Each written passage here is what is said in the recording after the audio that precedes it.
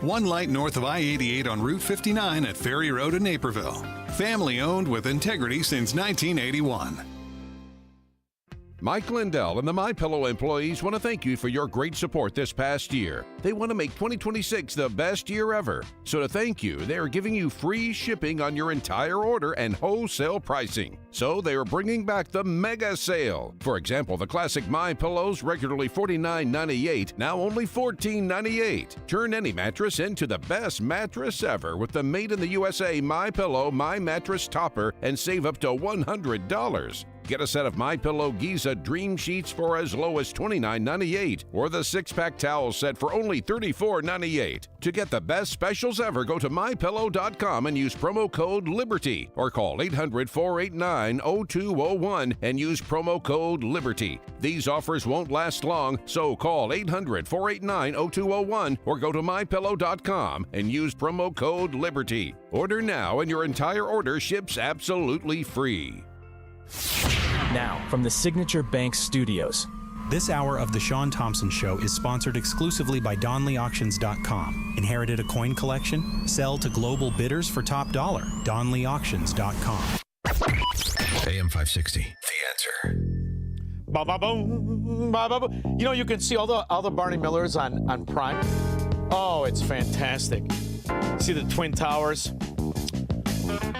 Very good. By the way, there's a reason the sun is shining, and it got a little nicer outside, Squirrel. Barney Frank is dead. And hell just got a little bit more populated. Barney Frank, one of 2 openly homosexual members of Congress, acknowledged having used a male prostitute, whom he then hired as a personal employee. The man had keys to Frank's basement apartment on Capitol Hill.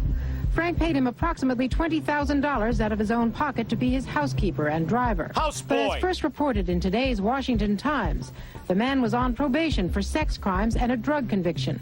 And he ran a prostitution business out of Frank's home. Massachusetts Democrat Barney Frank, a homosexual, threatened to expose fellow congressmen he knew to be gay. For me, it was just kind of weird being in the White House at that time of the night and getting to go into places that the guy was telling us that nobody gets to go to. So he used his prostitute to lure other congressmen and then blackmail them. But he'll be lionized like Ted Kennedy. Terrible driver. A lot of fun at a party, Ted Kennedy. But don't get a ride home from him, ladies. What do you mean, have I ever heard of a Palestinian almond joy? What is that, Squirrel? Sometimes you feel like a goat, sometimes you don't. You're going to get us in trouble. You're going to get us in trouble. Thank you. Come again. Greg LaGrange. Hey, long live Nick Yamana. Oh, the best. You know, there was a guy in the neighborhood looked just like him. Jack, oh, classic. Yeah. Okay, so here's a couple things. The fact, I mean, I don't want to, parse things out too anally, but. Oh, boy. Take it easy. Come on. I just came off a Barney Frank cut, for God's sakes. All right, go ahead. I know. Yeah, the Jack Thune thing isn't this because he's from South Dakota. It's because he's just a clown. Yeah. We can't even get the SABAC passed. I mean, we can't even do the basics of what we need to keep our country intact. But it's entertaining, isn't it? They make you think you can, and then you can't. And if we could only get enough. And in the meantime, you still can steal elections with 20 million illegitimate votes like Joe Biden. Hey, it's nothing but the future of our nation, and whether it stays, our nation or some conglomeration of a Marxist country. I think the big problem here, and I think Scott was getting to it as well, that we need to find a way out of, and I don't want to say out like we're capitulating, but we need to get out of the Iranian thing the best way possible, and that may be making a short-term deal. But how do you see it? How do you see it playing out? Because from what I read today in the Wall Street Journal, is that they're queuing up these tankers with oil, trying to keep their fields open. So, if you shut these things down, Dude, they go dead. It's going to take a long time to get them back. He's completely bankrupting them. It's $2 million. It was $1.8 million of their rial, their Iranian rial, which is officially toilet paper, to $1 a week and a half ago. It's now 2 million rials to $1. He's choking him from within. You're just not catching the news. And you're asking me, how I feel about what we've faced. First of all, we've always been in a war since 1979 with Iran. I mean, you understand they're theocrats. Now, we can argue who put them there, CIA, who worked to keep them there, CIA, from old man Bush to Carter, and the fact that they've been used as a stalking horse for misappropriation of funds and drug dealing and all the rest of it. I'm all in with that. So you're right. That could not exist without the corrupt factions in our government allowing it to exist. But you stand at the time where we could crush it forever. And, if you look at the atrocities of the murder going on right now, they're still hanging people. Yeah. Iranians, I mean, every fracking day, burning girls alive. I think you have to deal with them the way you dealt with the Nazis. You have to kill every one of them and make the ones who live, make them understand. You let them live because they begged you to.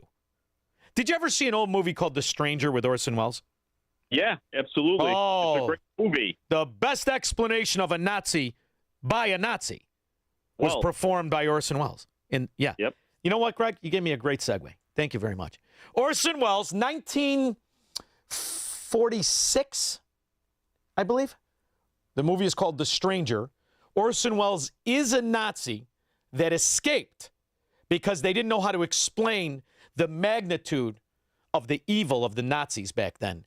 And he escaped to America, where he assumed the role of being a professor in college.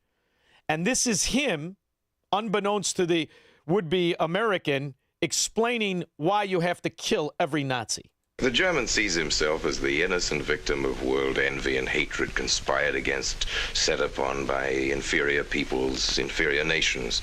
He cannot admit to error, much less to wrongdoing, not the German. Or the American Democrat. We chose to ignore Ethiopia and Spain, but we learned from our casualty list the price of looking the other way. Men of truth everywhere have come to know for whom the bell tolled, but not the German. He still follows his warrior gods, marching to Wagnerian strains, his eyes still fixed upon the fiery sword of Siegfried. And in those subterranean meeting places that you don't believe in, the German's dream world comes alive, and he takes his place in shining armor beneath the banners of the Teutonic Knights. Mankind is waiting for the Messiah, but for the German, the Messiah is not the Prince of Peace. He's another Barbarossa. Like Mohammed. Another Hitler. Well, then you have no faith in the reforms that are being effected in Germany. I don't know, Mr. Wilson. I can't believe that people can be reformed except from within. The basic principles of equality and freedom never have, never will take root in Germany. The will to freedom has been voiced in every other tongue. All men are created equal, liberté, égalité, fraternité, but in German... There's Marx. Proletarians unite, you have nothing to lose but your chains. But Marx wasn't a German, Marx was a Jew. And there's where he reveals himself as a Nazi. And everybody's eyebrow goes, listen to the difference in entertainment and acting. And that other voice is Edward G. Robinson, before the worst cast in 10 Commandments. He was a fantastic actor. Charles, if we concede your argument, there is no solution. Well, so once again, I differ. Well, what is it then? Annihilation. Down to the last babe in arms. Oh, Charles, I can't imagine you're advocating a Carthaginian peace. Well, as an historian, I must remind you that the world hasn't had much trouble from Carthage in the past 2,000 years. Well, there speaks our pedagogue. There you go. Carthaginian peace. That's the answer. 312-642-5600. Broadcasting from the petri dish of corruption known as the state of Illinois. In the upper Midwest, the nation, and around.